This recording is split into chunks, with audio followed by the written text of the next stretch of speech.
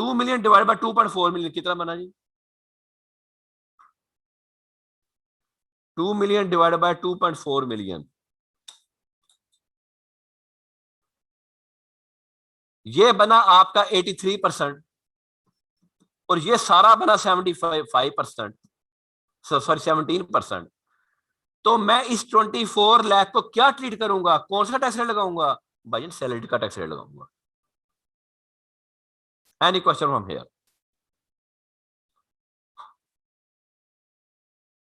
जी जनाब, any question?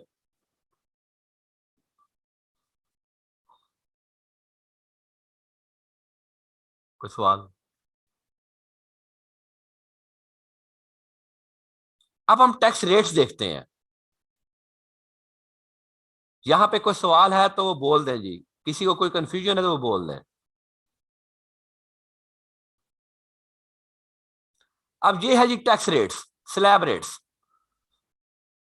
Slab rates हम क्यों कहते हैं कि जैसे जैसे स्लैब बढ़ता है टैक्स बढ़ता है, हम इसको क्या बोलते हैं? Slab rates. Different method of taxation है इनकम टैक्स में। जहां आपके स्लैब रेट्स होंगे, बेटा पहली बात है उसको हम बोलेंगे नॉर्मल टैक्स रिजीम। अब और कौन कौन सी रिजीम होती है ये भी नहीं मैं पढ़ाऊंगा, सिर्फ मैं ये बताऊंगा कि जहां पे आपका स्लैब रेट्स हैं इसको हम बोलते हैं नॉर्मल टैक्स रिजीम। अब ये देख लें, where the income of an individual charge of tax necessarily exceeds 75% of his taxable income, the rate of tax to be applied as follows। अच्छा, ये आपने देखना कब है? भाईजान डिडक्टेबल लोन से पहले देखना आपने। 75 और 25 कब देखना है आपने? डिडक्टेबल लोन से पहले देखना है आपने। 6 लाख तक कोई टैक्स नहीं है, 0%। इस 6 लाख इज टैक्सेबल। अच्छा, अब जरा कानून समझना शुरू करें। इस 6 lakh is taxable? Answer is yes. 6 lakh रुपए तनख्वाह टैक्सेबल है, answer is yes, but at the rate of 0%, यानी कि कोई टैक्स नहीं है। हम नॉर्मल आम जब हम कंसल्टेंट से बात करते हैं तो हम क्या कहते हैं कि जी वो कहता है कोई कहे ना कि मेरी मेरी सैलरी इनकम 4 लाख रुपीस है, तो हम कहते हैं बिलो टैक्सेबल लिमिट है।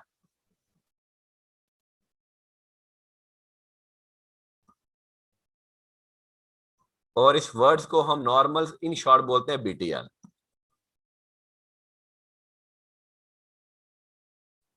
हम किसी पूछे तुम्हारी इनकम कितनी है, वो कहता है बीटीएल है। अब आपको अगर नहीं पता होगा तो आप कहेंगे ये बिलाल टेक्सटाइल लिमिटेड है।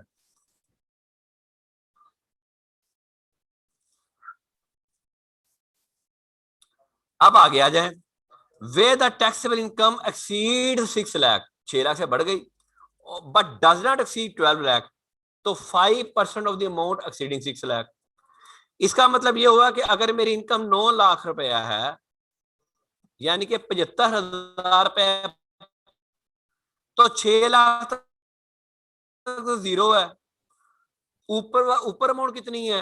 3 लाख। 3 लाख का 5%, तो मेरी टैक्सेबिलिटी क्या आ गई? 15,000। आगे चले जाए, 12 टू 18 लाख। अब आपको पता चल गया, ये देखो 6 और 12, बात समझो जरा।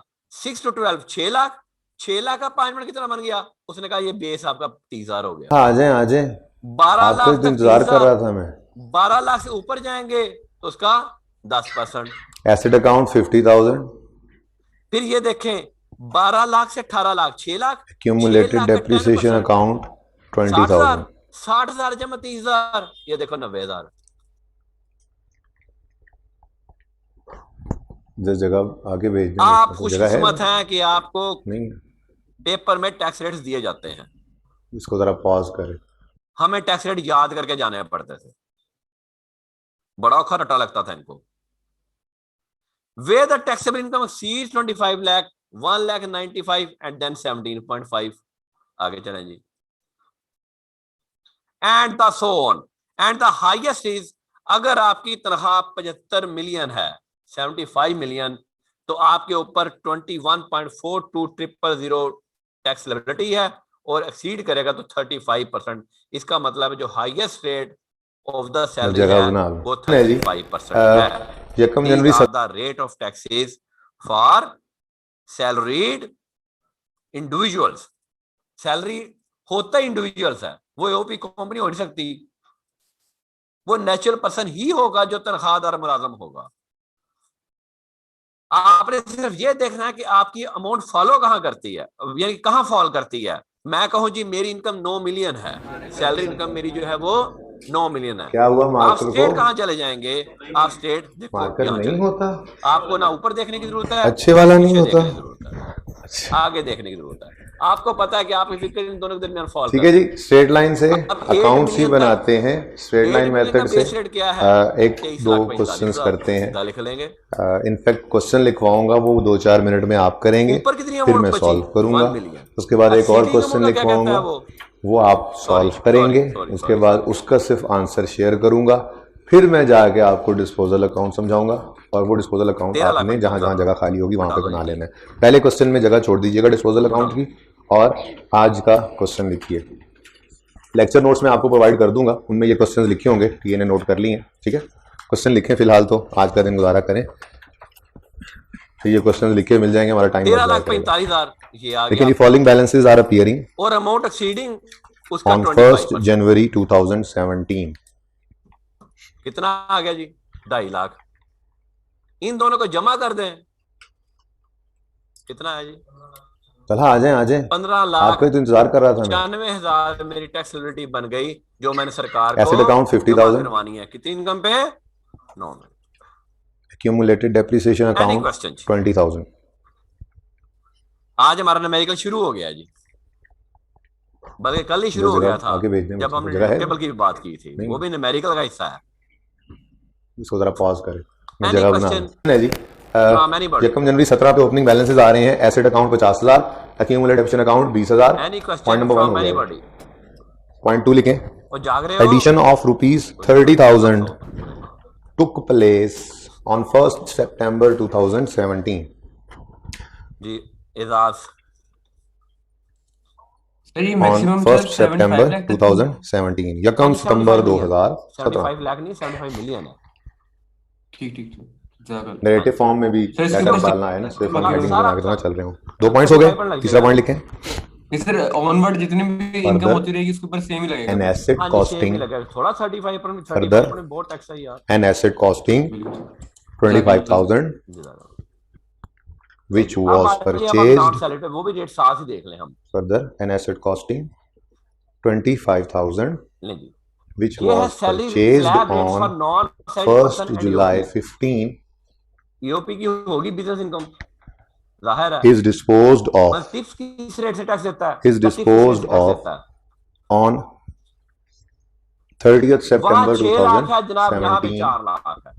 is disposed of on 30 September 2017 for rupees 3,000 only 4 lakh से 6 lakh For 5% rupees and so on, बिल्कुल इसी तरह 3,000 कैलकुलेट करना है जिस तरह सेट किया है। सिर्फ आपने only. ये देखना है कि आप rate of depreciation है 20% वो straight line सैलरीड method है या rate of depreciation is उसका 20% हाईएस्ट पे चले जाइए, आगे तरफ कीजिए। under straight line method ये SLM 6 लिख लिया मिलियन करें तक टाइम किया, वो बच तो जाएगा खैर बहुत लंबे रेट है। ये तो 6 नहीं लिखना मिलियन के पड़ेगा ऊपर ही इंशाल्लाह कल से आपको कोशिश करूंगा 35 मैं 6 इक्का दुक्का मिलियन सवाल जो हो वैसे जाएगा, आमद हो आपकी जाती है वो 35 लिखना हो पड़ जाएगा। जाएगा वरना मैं ये डिक्टेशन कर लूंगा लेक्चर बिजनेस नोट्स का में रेट हायर है, बिजनेस का रेट रिक्वायरमेंट है हायर है। एसेट अकाउंट बना दें accumulated depreciation दो अकाउंट बना दें टैक्स रेट से बिल्कुल डिस्पोजल आपके अकाउंट साथ की साथ जगह खाली छोड़ चलेंगे। दें और अगर और आप जनरल कहेंगे आप एंट्री किस पास कर रहे हैं regime में फॉल डिस्पोजल की करते सिर्फ हैं, ठीक है तो आप कहेंगे बाकी जनाब एंट्रीज आज नहीं पास मैं करेंगे नॉर्मल टैक्स एडिशन की एंट्री डेप्रिसिएशन की एंट्री अब वो नहीं पास करनी सिर्फ डिस्पोजल की एंट्री की प्रैक्टिस चलती रहे अभी ठीक है तो asset account accumulated depreciation account disposal account आप जरा प्लेन पेज पे along with disposal journal entry ठीक है वो अकाउंट अभी आपने नहीं बनाना उसकी जगह छोड़ देंगे फॉर द ईयर एंडेड ये तीनों चीजें ईयर एंडेड 31 दिसंबर चलें जी, 17 के लिए काफी बनानी है पकड़ लें जी। और आपका टाइम सब शुरू लोग। होता है अब और आपको आपके पास है पूरे 5 मिनट रजिस्ट्रेशन हम करते हैं, थोड़ा हम सीख भी लें। सैलरी 5 मिलियन, बिजनेस 3 मिलियन, पहला सवाल। दूसरा सवाल, ये पहला सवाल है जी। Salary 14 million, other source 2 million, ज़कात 2 लाख और profit on debt for own house, मैंने पढ़ाया है, profit on debt 1 million. Markup जो मैंने दिया है,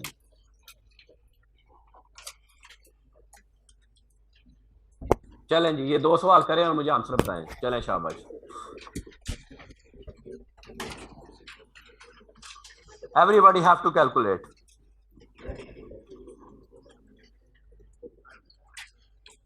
को पानी की बोतल चाहिए।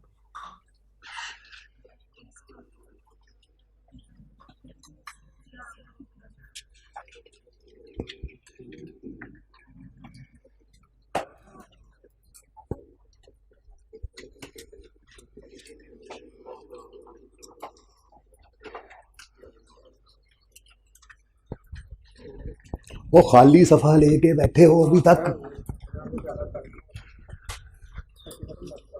कैसे 50% मार्क्स आ गए? क्वेश्चन देख लें, सॉल्व मेरे साथ करवाएं, फिर देखते हैं कितने बच्चों का सही भी है। इस तरह से करवाना इसलिए भी ज़रूरी था क्योंकि मैं बिल्कुल इंट्रो की तरह बेसिक चीज़ें पढ़ा के तो बिल्कुल आया नहीं, हर एक जगह पे कैलकुलेशन करा के रोज़ होमवर्क दे के अगले दिन चेक करके। तो आपके क्वेश्चन करने से मुझे आइडिया होगा कि आपको वाकई कल कुछ समझ आई है या नहीं आई। थोड़ा सा मुझे कॉन्फिडेंस आ जाएगा, आपको भी आ जाएगा। ओपनिंग किस दिन आ रहे हैं? एक साथ ही है, ठीक है जी। ओपनिंग बता दें कितना है? 50,000। ओके भाई, ये एंड तक विजिबल है सबको? कोई प्रॉब्लम तो नहीं होती देखने में? ये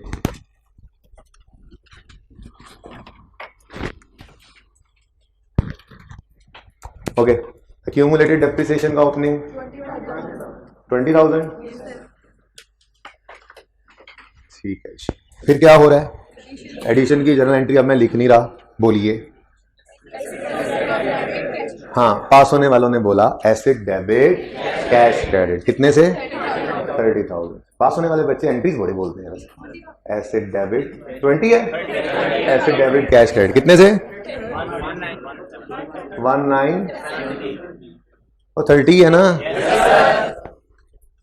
उसके बाद क्या हुआ?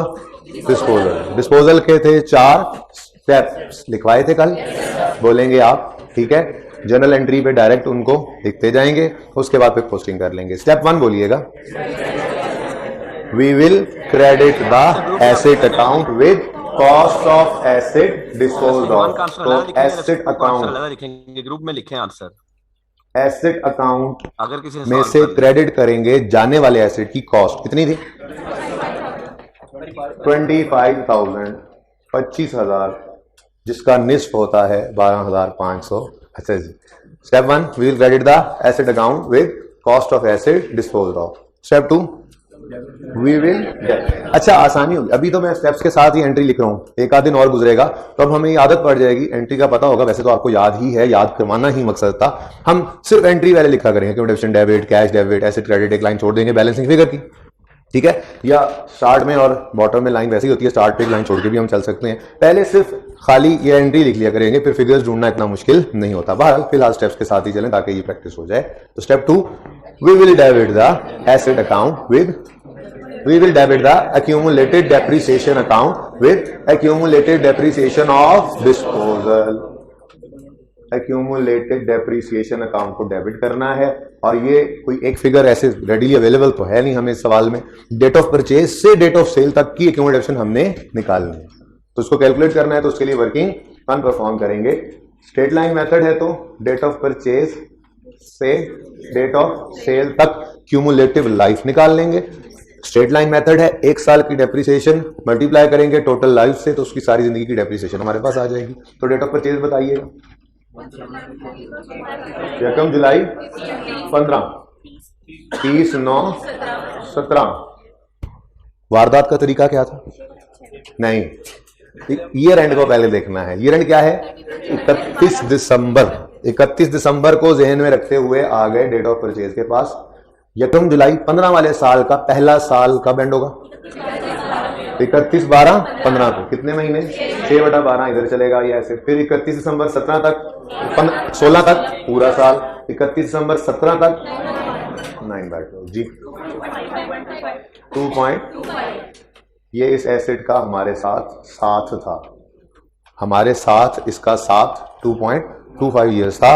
अब इस टोटल अरसे के लिए हमने इसको इस्तेमाल किया है, तो इस सारे अरसे की डेप्रिसिएशन निकालनी है। तो एक्यूमुलेटेड डेप्रिसिएशन निकलेगी। स्ट्रेट लाइन मेथड है, 1 साल की डेप्रिसिएशन इनटू टोटल लाइफ। तो 1 साल की डेप्रिसिएशन किसके साथ? 25,000 के साथ मल्टीप्लाई करेंगे, कितना? 20%। अच्छा, कोई ऐसा भी है जिसने 10% ले लिया हो डेप्रिसिएशन रेट? ईमानदारी से बताना है। होंगे 2-4, ना माने अलग बात है जरूर, ठीक है, ना माने बता दें, मैं कुछ नहीं कहूंगा, बताएं मैंने 10% लिया, ठीक है, ना माने, ठीक है जी। ये फॉर्मूला हमें 1 साल की डेप्रिसिएशन दे दिया करता है, ठीक है। 1 साल की डेप्रिसिएशन इनटू 2.25, टोटल आ गया 11,250। ये है accumulated depreciation of disposal from date of purchase till date of sale. कितना जी? 11,250।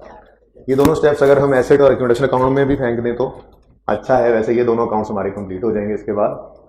हाँ, गेन लॉस निकालने के लिए स्टेप 3 और स्टेप 4 भी करना पड़ता है, लेकिन एसेट अकाउंट और एक्यूमुलेशन अकाउंट इन 2 स्टेप्स के बाद कंप्लीट हो जाते हैं जी। 30/9/17 25,000 से क्रेडिट किया इसको, और 30/9/17 पे इसको 11,250, ठीक है। अब इन अकाउंट्स की हद तक तो काम पूरा हो गया, लेकिन चूंकि हमने गेन लॉस भी कैलकुलेट करना है, बनाना तो डिस्पोजल अकाउंट था, लेकिन मैंने साथ में रिक्वायरमेंट रखी हुई है जनरल एंट्री की भी, तो दोनों काम ही करेंगे, आज दूसरा काम भी देख लेंगे। तो फिर स्टेप 1, एसेट अकाउंट को एसेट की कॉस्ट से क्रेडिट करना है, क्योंकि इसमें पड़ी क्या चीज है? कॉस्ट। कॉस्ट कैसे पता लगा पड़ी है? एक्यूमुलेटेड डेप्रिसिएशन अलग नजर आ रहा है, ठीक है। ओके, स्टेप 2, हम एक्यूमुलेटेड डेप्रिसिएशन अकाउंट को डेबिट करेंगे डिस्पोजल की सारी जिंदगी की एक्यूमुलेटेड डेप्रिसिएशन, ठीक है जी, वो भी हो गया। स्टेप 3 क्या था?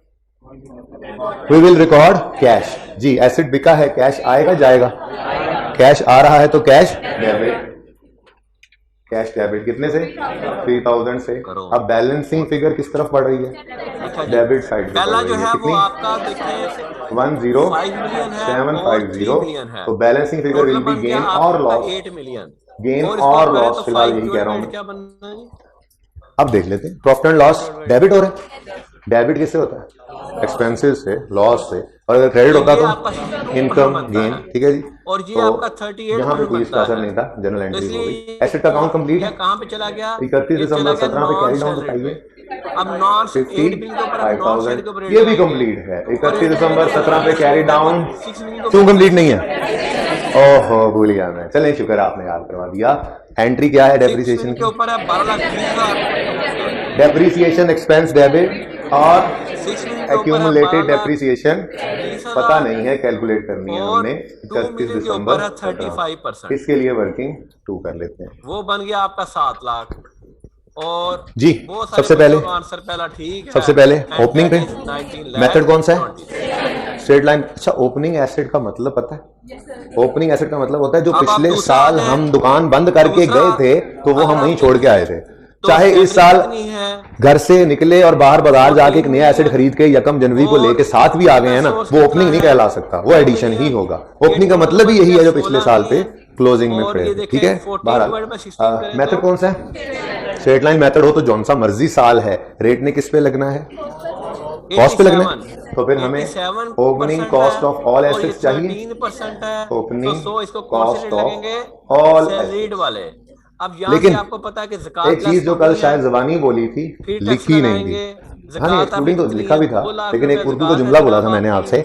यहाँ हम सिर्फ वो एसेट्स लेते हैं जो साल के पहले दिन से साल के आखिरी दिन तक हमारे पास मौजूद रहे। क्योंकि ये लिखा नहीं था, चुनाचे ये अभी लिख लें। प्रॉफिट डेट में आप चुनाचे होता है उर्दू भी सिखाऊंगा इंशाल्लाह साथ साथ। उर्दू में सर नहीं सर, हम तो मार्च से आए हैं, हमें तो उर्दू का पता ही कुछ नहीं, ठीक है। यहाँ पर हम प्रॉफिट सिर्फ डेट में आपकी 3 कंडीशन बस है। तो नहीं लिखनी, एक्चुअल कितना है जी? उर्दू लिखें, वरना फिर एक्चुअल सवाल में गिवन पंजाबी होता लिखने है लग जाएंगे लड़के, कुछ 1 वही मिलियन लिखने लग जाएंगे। फिक्स तो अमाउंट एक उसने जबान बताया लिख हुआ लेते हैं फिलहाल, आपको, डेट जो इज सबको समझ भी 2 आती है जी। मिलियन और 50 यहाँ पर हम सिर्फ वो एसेट्स लेते हैं जो साल के पहले दिन से साल के आखिरी दिन तक हमारे पास मौजूद हों। यहाँ पर हम सिर्फ वो एसेट्स 50% लेते ऑफ हैं टैक्सेबल इनकम, जो साल के पहले तो दिन वो से आपकी तकरीबन बन साल जानी के है आखिरी दिन तक 15,800, हमारे पास वो मौजूद रहें। अब 15,800 इसका मतलब ये है 000 कि कोई divided by एडिशन 2 हो कर दें, तो वो यहाँ पे नहीं होगा, वो तो हो ही नहीं सकता। एडिशन तो ओपनिंग में पड़ा ही नहीं, 7.9 ठीक है। मिलियन। लेकिन एक तो मसला विच है, इज लेस, जो 1 इस साल मिलियन एसेट लेस। बेचा और अब यहाँ पुराना से खरीदा 1 हुआ मिलियन था, आप लेस कर वो देंगे ओपनिंग में पड़ा है या नहीं पड़ा?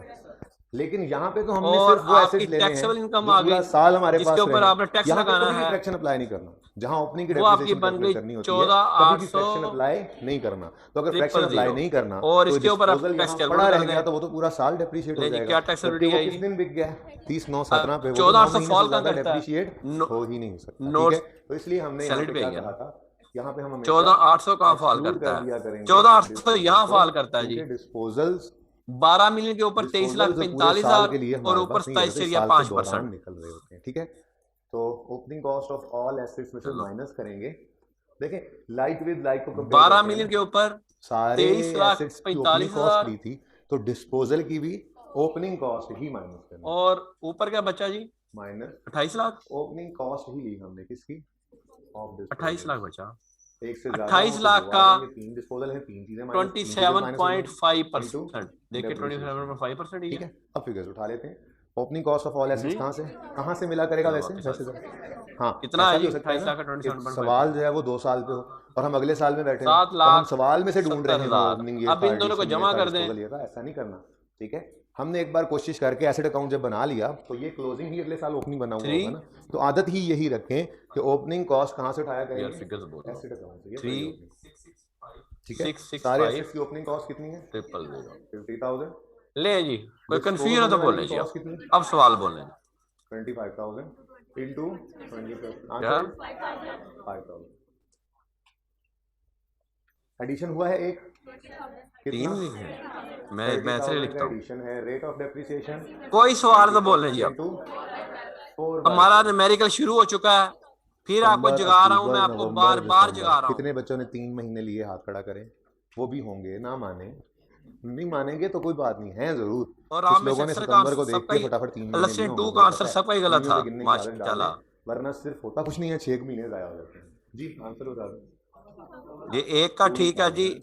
डिस्पोजल 25,000 कॉस्ट है। अच्छा 3, सॉरी यार, 9 लाख इन्होंने टोटल मुझे गलत बताया जी। यहाँ जो बैठे हैं क्या बनना है? टोटल 31,15,000। एनी क्वेश्चन जी? जी हाँ से देखा हसन गुल, उसने इसलिए हाथ कल खड़ा तुम किया। इंट्रो में भी नहीं बोलते थे, अभी जी भी नहीं हसन। बोलते हो एंट्री, क्यों नहीं बोलते हो जी? सब बोलेंगे सर, यही एंट्री। कहना था सर। और बस यार वो मेरे यहाँ जो बैठे हैं ना मुशीर, एंट्री बोलते रहा वो ठीक नहीं याद है। होती जाएंगी, आदत अभी से डेवलप हो जाएगी तो आगे मुश्किल टॉपिक्स ठीक में है। भी आदत पड़ी हुई हाँ। होगी। एंट्री बोलेंगे, गलत बोलेंगे तो कुछ कहूंगा लो नहीं, जी, 31 और लाख बोलते 15,000 बोलते किसका याद आंसर आया होने जी? लग जाएंगी, समझ आने लग जाएंगी चीजें, ठीक है जी। क्लोजिंग बताओ। हसन गुल का है जी। अच्छा, बस डिस्पोजल का अकाउंट अभी भी और तो नहीं किसी बना। का भी नहीं आया जगह जी। यहाँ इस सवाल में भी डिस्पोजल के अकाउंट की खाली छोड़ दें। आपको मैं एक और सवाल लिखवाता हूँ, मुझे जल्दी से वो सवाल आप सॉल्व कर दें, लेकिन जरा रुक जाए, मुझे थोड़ा शो ऑफ है। और अली हसन, दो स्टूडेंट्स का जवाब ठीक आया। इसका मतलब है बाकी हर बंदा जो है ना वो सो रहा है, वो कह रहा है जो करके दे देंगे सर वो ठीक होगा, सच्चे लोग बाकी अल्लाह के वाले जी। 2 3 4 5 तो 6 7 पुत्र पेपर में भी ऐसे करना। गलती पता लग गई? कोई कंफ्यूजन है जिनका मजबूरी है ये तो ऑनलाइन पढ़ना, आप कर आपकी सकते हैं, बताएं। क्या करें? आपका ख्याल ये है भाई कि साहब, आप में लग रहा है 8-10 दिन बाद confusion है खुल आपको। जाएंगे, मेरा नहीं ख्याल के 8-10 दिन बाद खुलेंगे, हाँ तो दोबारा पढ़ लेंगे। बहुत बता औखा दो। है मुझे तो। नहीं है, लेट्स सी व्हाट हैपन जी। हाँ जी, oh for the best. Any question जी? Any question from anybody? Start की लिए। हाँ, और कुड़ियों ताड़ा कोई सवाल नहीं होगा? कॉस्ट सारी जिंदगी वही रहती है। गर्ल्स कहाँ जा रही कॉस्ट तो सारी है? वो जिंदगी मैंने नहीं गर्ल्स बदलती कहा, तुम हसन गुल बदलती तुम तो गर्ल बुक हो। वैल्यू ही है, तो बुक वैल्यू तो हम ले ही नहीं रहे। अब वो करो नोट इसको। हाँ जी, लिखे सर अब क्या हो गया सर, सवाल है तो अब मैं लड़की तो नहीं ना बन सकता। फॉलोइंग बैलेंसेस नहीं वो आर अगर हसल अपीयरिंग उतार दो तो ऑन गुल खाली यकम रहते तो फिर तो जनवरी लड़की बन 13। जाओगे ना। सर छोड़े आप। कौन है भी टालियां मारने में बेटा? ये यार तो बहुत नाम तंग हो नाम गई इसकी। बाइफरकेट कितने करने बच्चे ऐसे से। हैं जो सुबह वाली अच्छा पढ़ाई बोलो, नहीं सवाल करते? बोलो। मैं कह रहा था सर वो कह फ्लोइंग रहा था ना बैलेंसेस कि आर अब अपीयरिंग हमें सर ये कंफ्यूजन हो ऑन जाती है कि यकम सैलरी जनवरी रेट 13। और नॉन सैलरी रेट में एसेट ना सर अकाउंट समझ नहीं आती कब लगाना है, कि इसको 70,000 डिफरेंशिएट कब करना है, 70,000। इसलिए सर मैंने सैलरी रेट लगा क्यूमुलेटेड दी थी पहले डेप्रिसिएशन अकाउंट हाँ पहले वाले नहीं पार्ट। बेटा बेटा 20,000 बात यह है कि 20,000। सीधी सी बात है, परसेंटेज कैलकुलेट कर लेनी है हमने। सर वो करनी इनकम कब है? पॉइंट वन हो गया। शुरू में पॉइंट टू लिखें। इनकम हमारी जब सारी निकाल लेंगे, इनकम हमारी 5 है। इनकम सैलरी सिर्फ सैलरीड है, एडिशन बाकी सारी नॉन सैलरीड है। ऑफ ₹10,000 ठीक हो गया। मैंने इसलिए इज मैंने मेड 7% ऑन यकम कैलकुलेट करके मार्च दिया। 13। दूसरा मेरा दूसरा एडिशन सवाल ऑफ देखो, पहला भी देखो दूसरा भी 10,000 देखो, मैंने परसेंटेज लिखी साथ। इज मेड ऑन जी जी 1 मार्च तो 13। बस वहां वहीं से पता चल जाएगा सैलरी लगाना है कि नॉन सैलरी लगाना है। उसके बाद पॉइंट 3 में ठीक हो हेडिंग बनाएं डिटेल्स ठीक ऑफ है जी, okay thank you. Disposals. 2 disposal आ रहे हैं। Details of disposals. ये तो हो नहीं सकता सबको समझ आ इसी जाए। तरह से 4 कॉलम बना लेंगे। ये इसको कुर्तो लाइन को डेट अनम्यूट ऑफ करो दादी। Purchase, cost, date of sale और सेल प्रोसीड्स। ये हेडिंग बना लें हाँ ताकि जी मैं कुर्तो दोनों लाइन। डिस्पोजल्स की अस्सलाम वालेकुम डिटेल सर। आपको असलम, लिखवा आप जाग रही हैं? जी जी सर, ये मेरा फर्स्ट वाला हो गया, जो सेकंड क्या वाला है जो जी? था ना, इसमें मुझे पहला कंफ्यूजन थी, डिस्पोजल है याद किया था। डेट ऑफ परचेज चले 1 ठीक है। अप्रैल 2009। अच्छा मैं जी एक यकम और बात की अप्रैल अनाउंसमेंट करता 2009। चलूं कि मैं 2 या 3 दिन बस ग्रुप कॉस्ट चैट ऑन रखूंगा, 5,000 फिर मैं 5,000। एक एक सीआर बना दूंगा। उस सीआर को हम ग्रुप एडमिन बना डेट देंगे ऑफ सेल 30 उस बंदे जून को। 2013। 30 बाकी जून क्यूम भाई वगैरह 2013। तो ऐड है ही हैं सेल सारे, मैडम प्रोसीड्स शाजिया भी हैं। 1,000। तो फिर एक एक बंदे को 1,000। हम ग्रुप चैट बना देंगे, ताकि अगर स्टूडेंट्स की तरफ से दूसरा कोई चीज डिस्पोजल कन्वे करनी है तो इसके नीचे लिखें बॉयज डेट ऑफ अपने परचेज जो 1 सीआर जुलाई बॉय है 2010। यानी ऑनलाइन होगा ये। 1 जुलाई 2010। और कॉस्ट थी इसकी 2,000 अ, 2,000। जो फीमेल में से भी एक हम बना देंगे, उसका नंबर भी शेयर कर लिया डेट ऑफ सेल जाएगा वो गर्ल्स के साथ। 30 सितंबर तो 2013। 30 ग्रुप में सितंबर पंगा किसी ने लेना जी, मैं हम 2013। बड़ा बुरा पेश आते हैं ये सेल जिसने प्रोसीड्स ऑफिशियल ग्रुप 500। ए ना होवे तो किसी मुड़ के कुड़ियां नंबर वेख के कुड़ियां नेक्स्ट तंग कर पॉइंट दे लिख हो लें। यार, अच्छी बात नहीं रेट है ऑफ यार ये। डेप्रिसिएशन इज 10% तो स्ट्रेट लाइन। एक हम वो फीमेल को बना 10% देंगे सीआर, स्ट्रेट लाइन मेथड। ताकि तमाम गर्ल्स उसको करें, वो हमें रिक्वायरमेंट कन्वे है कर मेरी दें, आपसे यानी कि उसको हम एसेट ग्रुप अकाउंट एडमिन बना बनाएं, देंगे, बाकी सब हम ग्रुप एक्यूमुलेटेड चैट बंद डेप्रिसिएशन कर देंगे। अकाउंट बनाएं अभी एक दो और दिन के लिए दोनों सिर्फ रखा है डिस्पोजल की ताकि एंट्रीज करें और 2 डिस्पोजल आप अकाउंट्स वो की फिर जगह एडमन ही खाली वो छोड़ हमें देंगे। बात ठीक है। पहुंचाया ईयर करेगा एंडेड जो आपका सीआर होगा, 31 दिसंबर 13 के लिए। वरना आप यार बहुत ठीक लंबी जोड़ी है। बातें आपके करते हैं। पास 6 मिनट है। एक डिस्पोजल बढ़ गया, एनी क्वेश्चन जी? 1 मिनट चलें भी जी, बढ़ गया। मैं आपके लिए अब आज होमवर्क वाले चलते क्वेश्चंस ले रहा हूँ। नोट्स के ऊपर जी। अगर टाइम अब आई नोट्स। छोटी सी क्लास है। देखें देखें देखें देखें देखें देखें एसेट अकाउंट का कैरी डाउन जो नजर आ रहा है 73,000 अच्छा ये बात समझना है शुरू करें अब आप। और income salary, accumulated depreciation account तनख्वाहदार का कैरी तबका, डाउन आ रहा है। सीधी बात ज़हन में आती है, तनख्वाहदार तबका। कितने बच्चों का जहां ये जहां आंसर जो जो बंदा नहीं है? नौकरी करता है वो उसकी इनकम सैलरी है। इमरान खान नहीं है इनकम अभी सैलरी, भी। सदर अलवी इनकम सैलरी, सदर है वहां उनकी सैलरी मिलती है। एमएनए सारी income salary, MP income salary, जजेस इनकम सैलरी, सुप्रीम कोर्ट के जजेस इनकम सैलरी, शादिया अली रजा कजूम भाई इनकम सैलरी, ये सब लोग इनकम सैलरी से कर रहे हैं। सैलरी कब होगी? जब इंप्लायर इंप्लाई का रिलेशनशिप डेवलप होगा। इंप्लायर इंप्लाई का रिलेशनशिप कब डेवलप होगा? जब उसको अपॉइंटमेंट लेटर मिलेगा और तय कर दिया जाएगा कि तुम्हें इतनी तनख्वाह मुफ्त, इतनी तनख्वाह जरूर मिलेगी, एक बेसिक अमाउंट तय कर दी जाती है। अगर मैं कयूम भाई से ये कहूं कि कयूम भाई तुम्हें तनख्वाह शनख्वाह कोई नहीं देनी, तुम लेक्चर आरफ साहब हमारे पास इनकम सैलरी नो, वो लेक्चरशिप पे है, वो अपने प्रोफेशन से कमा रहे हैं, राइट? उस्मान कमाल साहब, अब उस्मान कमाल साहब की दो दो आरफ साहब और उस्मान कमाल साहब देखें, आपको पता है आरफ साहब एग्रीकल्चर यूनिवर्सिटी जॉब करते हैं, उनकी वहां इनकम सैलरी है। हमारे हमसे वो लेक्चर कॉस्ट लेते हैं, पर लेक्चर पर आवर लेते हैं हमसे, वो जितने आवर से पढ़ाते हैं उतने पैसे ले लेते हैं, वो मल्टीप्लाई रेट तय हुआ है। इसका मतलब वेरिएबल फैक्टर आ गया। Same with the case with Usman कमाल साहब। उस्मान कमाल साहब वो जी वो उधर कॉमर्स कॉलेज में लेक्चरार हैं और यहाँ से हमसे वो पर लेक्चर कॉस्ट लेते हैं। मैडम सादी भी हमसे पर लेक्चर कॉस्ट लेती थी। हम तो खैर हैं ही ओनर, हमारी बात हुआ आशा साहब, आशा साहब भी हमसे लेक्चर कॉस्ट लेते हैं। तो लेकिन अली रजा, कयूम, मैडम शाजिया, ये बीबी बाहर जो बैठी है, क्या काशफा, ये सारी क्या है, इनकम सैलरी है। इंप्लायर इंप्लाई का रिलेशनशिप डेवलप होना जरूरी है कि आपको फिक्स अमाउंट इतनी जरूर दी जाएगी। और इस एग्रीमेंट को हम क्या कहते हैं, एम्प्लॉयमेंट। जब ये तीनों चीजें एग्जिस्ट करेंगी बेटा, तो इनकम सैलरी जनरेट होगी। अगर ये तीनों चीजें एग्जिस्ट नहीं करती तो इनकम सैलरी जनरेट नहीं होगी। मैं कयूम भाई से कह दूं, अच्छा यार कयूम भाई, तुम इतने लोगों को, मैडम शादी को कह दूं, छोड़ छोड़ कयूम भाई की, मैडम शादी को कहूं कि तुम यहाँ जितने एडमिशन मेच्योर करोगी उसकी, उसमें से फीस की परसेंटेज मिलेगी, तुम्हें तनख्वाह नहीं मिलेगी। तो क्या मैडम की इनकम सैलरी होगी? वो नहीं, वो मैडम की इनकम सैलरी नहीं होगी, वो एक तरह से कमीशन बेस्ड काम हो गया। तो ये तीनों चीजें एग्जिस्ट करेंगी अगर आप पढ़ें। अच्छा, कंपनी का डायरेक्टर, इनकम सैलरी होती है। किसी जगह पे आपको फिक्स्ड एंड असरटेनेबल ऑफिस रेमुनेशन मिल जाए, वो इनकम सैलरी में आएगा। लास्ट वन देखें, होल्डिंग और एक्टिंग इन पब्लिक ऑफिस। ये मैंने बात की आपसे, एमएनए एमपीए, ये जो सारे हैं, वो ये सरकार के मुलाजम है। वो लहदा बात है, गर्दन में सरिया होता है, लेकिन ये बेसिकली नौकर है, खादम है ये। आगे चले जी। अब यहाँ पे मैं एक बात करना शुरू करूं, तो मैं ये कहूं कि मैं अगर किसी से पूछूं, किसी एक आप बंदे से पूछो कि यार तुम्हारी तनख्वाह कितनी है, वो कहेगा सर मेरी तनख्वाह से 1 लाख रुपए है। अच्छा ठीक है जी। मैंने कहूँ जी इसके अलावा कुछ मिलता है? जी सर वो ईद पे बोनस मिल जाता है। ठीक है, इसके अलावा जी वो ना हमें जो है ना वो छुट्टियों की तनख्वाह भी मिल जाती है। अच्छा जी। अच्छा इसके अलावा जी, वो सर कभी लेट सीटिंग हो तो उसका ओवर टाइम भी मिल जाता है। जरा बातें मेरी बड़े गौर से सुनिएगा, अटेंटिव होके प्लीज। अच्छा, फिर मैं कहूंगा यार इसके अलावा सर वो मुझे उन्होंने रहने के लिए घर दिया हुआ है। अच्छा जी, इसके अलावा जी सर वो मुझे गाड़ी भी मिली हुई है। अच्छा फिर मैं पूछूंगा ना उससे, वो तुम्हारी तनख्वाह कितनी है? वो सर 1 लाख रुपया। अच्छा भाई यहाँ पे बात यह है बेटा कि लॉ ये कहता है अपने इंप्लॉयर से तुम जो सी भी अमाउंट ले रहे हो वो इनकम सैलरी में जाएगी।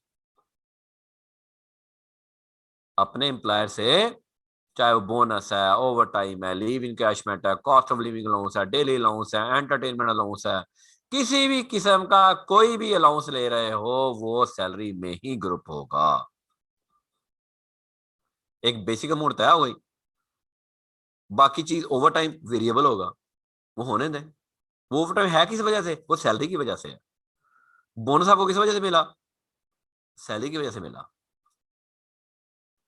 तो हर अमाउंट, एवरी अमाउंट। अच्छा ये घर मिला हुआ है, इसको भी हम रुपयों में कन्वर्ट करेंगे, इसको भी हम रुपीस में कन्वर्ट करेंगे। कैसे करेंगे वो आगे जाके बात करते हैं। अब ये देखें कितनी चीजें हैं, पे, वेजिस, लीव पे, over time, bonus, gratuity, work condition supplement, कोई अनप्लेजेंट वर्क है, फीस है, कमीशन, अलाउंस, परक्विजिट्स। परक्विजिट्स क्या है? वेरी इंपॉर्टेंट, ये परक्विजिट्स, ये बेटा है कोई घर मिला हुआ है, हाउस एम्प्लॉय ने रहने के लिए दिया हुआ है, व्हीकल मिली हुई है कोई, इसको हम परक्विजिट्स बोलते हैं। आम जबान में हम इसको अपनी प्रोफेशनल जबान में बोलते हैं पर्क्स, शॉर्ट करके। लॉ इसको पर्क्स बोलता है, हम इसको बोलते हैं जी तनख्वाह इतनी मिलती है और पर्क्स में ये शामिल है। गाड़ी मिली हुई है जी, घर मिला हुआ है जी, ड्राइवर मिला हुआ है जी, माली मिला हुआ है जी, गार्डनर मिला हुआ है जी, ये सारे के सारे क्या है जी? ये पर्क्स है। प्रॉफिट इन ल्यू ऑफ और इन एडिशन टू सैलरी। अच्छा ये एनी अदर बेनिफिट, तो बाकी चीजें आ गई।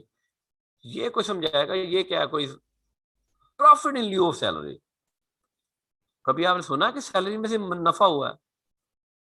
क्यों जी? तनख्वाह में से नफा हो गया?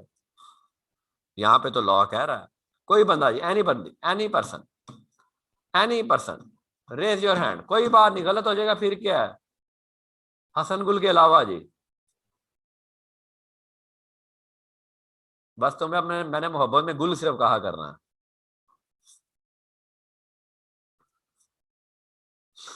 हाँ जी, हसन गुल के अलावा जी। लो जी, बाजवा आ गया जी।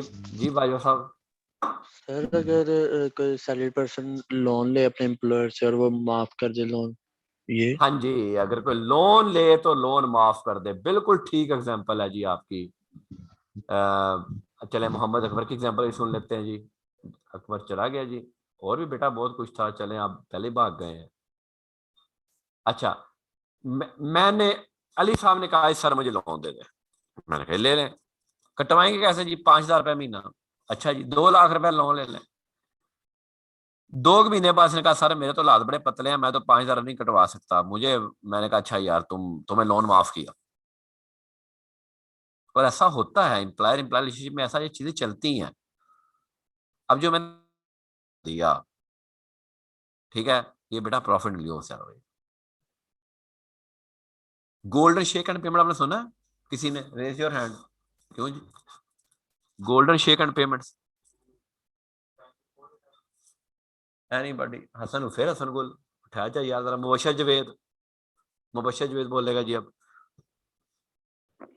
सर गोल्डन हैंडशेक जैसे कि जो एज्ड बंदे रहते हैं, जैसे कोई बैंक में काम कर रहा है, ठीक है, वो उनको कहते हैं कि भाई आप फिक्स इतनी अमाउंट ले लो, और ये जो जॉब से हम न्यू बंदे हायर कर लेंगे, आप जॉब से फारग हो, उसको गोल्डन हैंडशेक कहते हैं।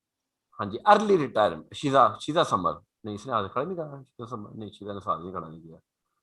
और कुड़ियों, आपने जवाब देना ना शुरू किया तो मैंने आपको क्लास में निकालना शुरू कर देना है। डेली 2 गलत सवाल किया करेंगी, कुछ नहीं हो गया। आप लोग सवाल पूछा करें, सवाल पूछना आधा इल्म है। हदीस है, सवाल पूछना आधा इल्म है। अच्छा, बिल्कुल ठीक है आपकी बात है जी। Golden shake and early retirement, आपको पता है हमारे मुल्क में रिटायरमेंट की एज जो है 60 ईयर्स है। लेकिन बहुत सारे लोग होते हैं, कंपनी होती हैं, कंपनी से ये समझते हैं 50 साल के बाद बंदा काम का नहीं रहता हमारे मुल्क में। एक तो हमारे मुल्क का अजीब हाथ खड़ा डायलेमा करें। है। नहीं, अमेरिका में 78 साल का प्रेसिडेंट बन जाता है, और हमारे मुल्क में 50 साल के बाद कहता है लाओ जी आप बाबा जी हो गए जी, इन्हें कुछ नहीं आता। तो बहरहाल अर्ली हमारे यहाँ जाहिर है कोई एज, एवरेज एज भी कम है। और 50 साल हम वैसे भी बदनीति कौम है थोड़ी सी, काम करने तो हम तैयार ही नहीं होते। 50 साल के बाद बंदा तो फिर सिर्फ काम वो फिर ध्यान अफसर होता है, काम नहीं करता। नहीं है एक, उसकी तनख्वाह भी बड़ी हुई नहीं, होती है, फिर वो एम्प्लॉयर को दुखता है।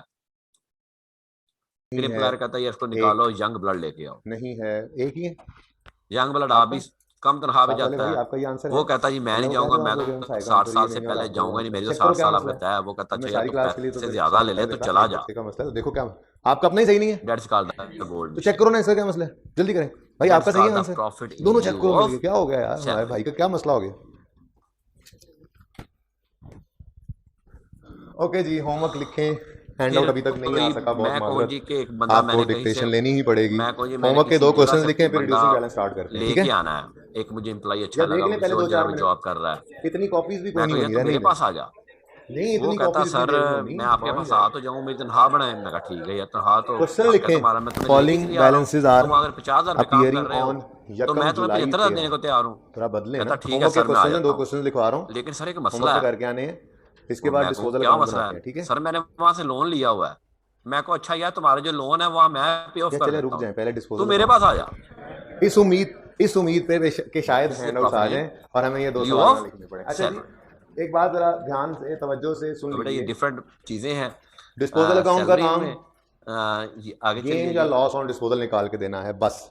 आगे चलें। कोई कहे एसेट अकाउंट की नेचर क्या है, तो अब क्या ये कहोगे? देखिए जी, ये कोई कहे पर्क्स पर्क्स हम पढ़ते हैं, एक्यूमुलेटेड फिर डेप्रिसिएशन प्रॉफिट न्यूज अकाउंट से की नेचर क्या ये है, दोनों चीजें ना कोई आपने कहे पढ़ के आनी है कैश जी की घर से। नेचर क्या है, कोई कहे सेल की ये मैं नेचर थोड़ी क्या थोड़ी है, कोई एग्जांपल्स कहे आपको दे दी कैपिटल की हैं, नेचर क्या है, कोई कहे पर्क्स की बैंक की और नेचर क्या प्रॉफिट है, न्यूज सैलरी बैंक की। ओडी की, कोई ये दिस इज पूछे योर होमवर्क। डिस्पोजल की नेचर क्या है, तो और नेचर बड़े नहीं है। गौर से पढ़िएगा। डिस्पोजल अकाउंट की कोई और नेचर नहीं होती, इसमें से डिस्पोजल आपने अकाउंट सिर्फ गेन लॉस कैलकुलेट करने के लिए आता है। तो कॉन्सेप्ट वही है जो आपने ले लिया ये नहीं, डिस्पोजल का। ये ये पॉइंट नंबर इंपॉर्टेंट 7 है, डिस्कस एसेट नहीं अकाउंट करना, क्रेडिट ये क्यों अलहदा हुआ, पढ़ाऊंगा मैं।